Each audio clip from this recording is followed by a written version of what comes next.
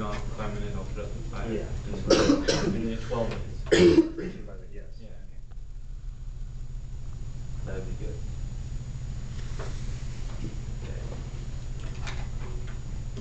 All right, here we go. You know, I kind of liked going last time. I prayed first. That was nice. Good morning. You probably all heard messages before where someone says, hey, I want you to learn from my mistakes so you don't go make them yourself. You're going to hear one of those today. Now, if you're like me, you're not going to learn from my mistake. You'll go, I don't learn from other people's mistakes. I make my own. But hopefully, at least it'll shorten your learning curve, and you can avoid some of the troubles I brought upon myself. Show of hands. How many people think it's a good idea to be humble before God? Oh, good. Put those hands down. Now, do you know how to be humble before God? Just off the top of your head. What does it mean to be humble before God?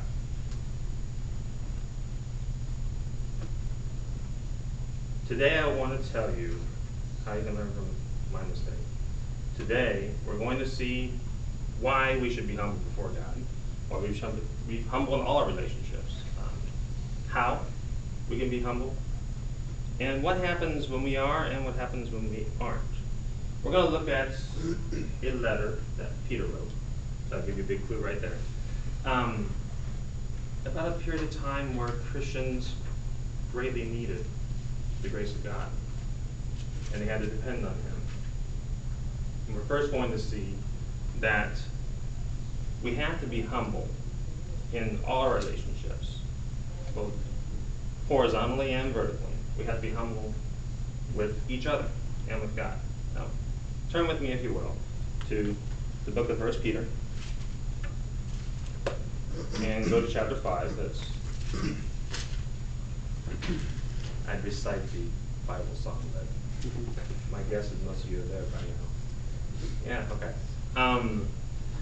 You didn't give me a chance to do that. I just studied Hebrew James then. Okay, 1 Peter, we're going to start in chapter 5. I'm going to start in the middle of a verse, because I think that's where the logical break is. Okay? I'm going to start in the middle of verse 5. And we're going to see how it is that, why it is that we should be humble. Verse 5, starting in the middle. All of you, clothe yourselves with humility towards one another, because God opposes the proud, but gives grace to the humble. Humble yourselves, therefore, under God's mighty hand, that He may lift you up in due time. Cast all your anxiety on Him, because He cares for you. I set out to write a sermon for you guys. You are the hearers. I set out to write a sermon that would speak to you. Instead, God spoke to me. Now, I guess that makes sense. He's supposed to speak to all of us. You know, look what God's saying to us. In this case, all of us. This section of the text is centered around the quotation that Peter takes from Proverbs 3:34. God opposes the proud, but gives grace to the humble. This is the reason why we are to be humble, both in our relationships with each other and with God. Why does God oppose the proud? Let's start there. Now, the text doesn't really say, but let me submit to you, my brothers, that God opposes the proud because proud people are self-interested, they are self-serving, and they are self-important. Proud people don't need God. And when we say to God we don't need Him, God is against that. Now, in contrast, we are to be humble. First of all, we're to be humble towards each other. We're supposed to be humble in all our relationships. Now, we are to be humble towards each other because God opposes the proud but gives grace to the humble. What is then humility? I guess that'd be a good place to start. What does it mean? We now know why we're supposed to be humble. What does it mean to be humble towards each other? Humility is, in part, an attitude. It's a frame of mind. It is a considering others more important than ourselves. It is thinking of others first. It is putting others before ourselves. It is that attitude that Christ had, that we are to imitate. But Peter here says, all of you clothe yourselves with humility towards each other. The idea of clothing ourselves would have brought to mind to the original hearers putting on an apron, like a servant does. So he is calling for action. So not only is humility towards each other a mental thing, it's not only is it an attitude that we are to consider other people as more important, to consider their needs, we are also supposed to act on that. We are to serve each other. Now, a good servant, what's he do? He sees the need, he's told what the need is, he meets the need. He does the task without expecting any reward. He only expects recognition from God. That is how we are to be humble towards each other. We are humble because God gives grace to the humble, not to the proud. And we are to live in humility, clothe ourselves with humility towards each other by considering others first and by serving them. Now, not only are we supposed to live in humility with each other, we're also supposed to live in humility under God's mighty hand. Now, as he says here, humble yourselves therefore under God's mighty hand, that he may lift you up in due time. Cast your anxiety on him because he cares for you. Therefore points us back to the quotation. That's what it's there for. Now we are to humble ourselves under God's mighty hand, that he may lift us up. The greatest example we have of humility under God would have to be Jesus Christ. It's like Sunday school. What's the answer? Jesus. You look at Jesus, and he had the greatest relationship with God. He had the most right to everything. And yet he is the one who humbled himself to the point of coming down here and dying on the cross for you and I. That's our example. Not only are proud people self-interested and self-serving, which we are not to be. We are supposed to be other people interested and serve others. They are also self-dependent.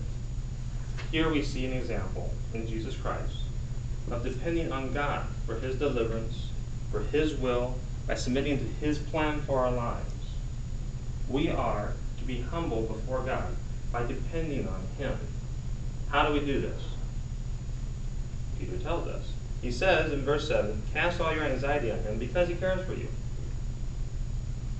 Now I know the NIV here splits up verse 6 and 7 as two separate sentences. But the word cast here is not a command. It's a participle. So it's not so much cast as casting. What Peter is saying here is, we humble ourselves under God's mighty hand by casting our anxiety upon God. That's how we are humble under God. I told you I wanted you to learn from my mistakes. I am a worrier. I get anxious. I think I have plenty to worry about. When I get anxious, when I worry, I get critical of myself. I get critical of my ability to handle the situation. I think I should be able to do it. And I forget to depend on God. I become critical of everything. I become critical of everyone. My family, my loved ones suffer first. And as you can imagine, people who I have care over suffer when I am not who I'm supposed to be. We have to cast our anxiety upon God. I will give you more on my mistakes. But you can learn now to cast your anxiety on God. We know that we should. It says so right here. And we can because God cares for us. We matter to him. Jesus himself said that are not the birds of the field clothed and taken care of? Are we not more important than those? Don't be anxious about tomorrow. Cast your anxieties upon God. That is a mistake I've been making. And I don't want you to make the same mistakes, although, like I said, hopefully this will just shorten your learning curve. But as we humble ourselves under God, It says here that he will lift us up in due time. That means that part of submitting to God is being willing to accept his timing. In other words, sometimes we have to wait. We have to trust God, and in trusting God with our concerns does not necessarily mean he's going to take care of them right now. His timing is best. Living in humility towards God is casting our cares upon him and waiting for his timing. It's not an instant quick fix like our everyday TV culture is. But wait, there's more. There's more to my lesson of where I screwed up. Not only are we to live in humility towards each other and under God, because God gives grace to the humble, we are also to keep our guard up. What happens when we don't cast our cares upon God? We drop our guard, and the devil comes in and attacks us. Now, who believes here that the devil and his minions are after you? Give me a show of hands. Well, I hope some of you are just lazy, because if you don't believe that, you will learn my lesson. Let us read on as Peter warns us. Be self-controlled and alert. Your enemy, the devil, he prowls around like a roaring lion, looking for someone to devour. Resist him, standing firm in the faith, because you know that your brothers throughout the world are undergoing the same kind of sufferings. Your enemy, the devil, prowls around like a roaring lion. And guess who he's going to attack first? People who drop their guard. I don't know about you, but when I get anxious and when I start to worry, first thing I do, I quit watching my back. I'm so busy juggling everything else, the first thing I drop is my guard. The devil will take advantage of us when we do not cast our cares upon God, when we do not live humbly before God, when we start saying to God, subconsciously or otherwise, I can handle this. The devil steps in and attacks us. Now, I know in the original context here, Peter is speaking to Christians who are undergoing physical persecution. Thankfully, here, we are not in a situation where we are persecuted physically. Nevertheless, the devil remains a formidable foe. He still wants to destroy us. He still wants to get us to be derailed from God's plan, to deny the faith. I dropped my guard. I was anxious. Now, at the beginning of this semester, just before the beginning of this semester,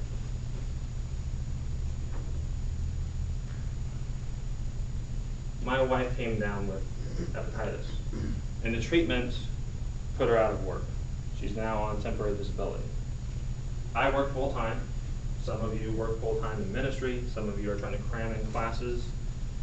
In between work and all the other responsibilities you have, I work. I do classes weekends and evenings. I consider this kind of like my second job. My wife owns a triplex. I do all the remodeling and maintenance on that one. It's kind of like my third job. Right after she got sick, we had a vacancy, which means I had to remodel it. The vacancy had a flood and destroyed the carpeting in 2 units, including the one we live in. And then my mother-in-law moved in. That was the beginning of the semester. Now, it turns out her moving in was a blessing, okay? So don't take that too bad.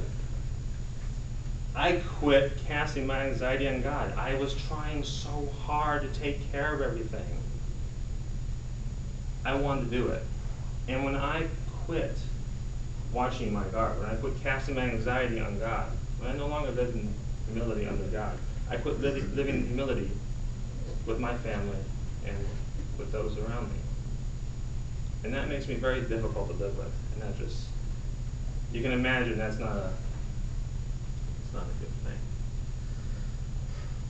We are to resist him. Resistance is a defense word. And it's one that I, if I may tell you so, it's assumed that it's going to succeed. We're to resist them by standing firm in the faith. Faith here is not something we cram our head in with, full of. We're all in the seminary. Faith is the relationship of dependence upon God. It's living in humility under God's mighty hand. The mighty hand that will sustain us and deliver us.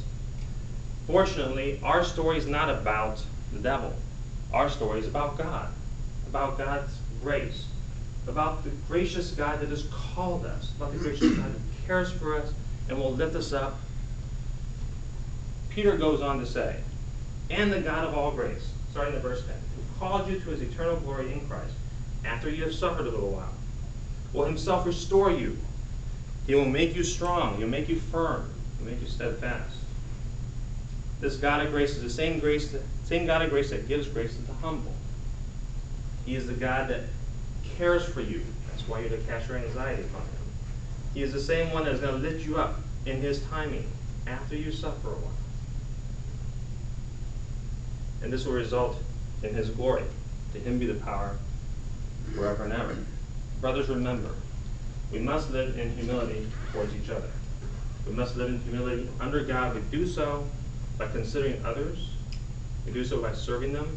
We do so by casting our anxieties on God. And remember to keep up your guard. And God will restore you. He will make you strong, firm, and steadfast. That is a promise I believe, and I believe it's a promise for you. Thank you.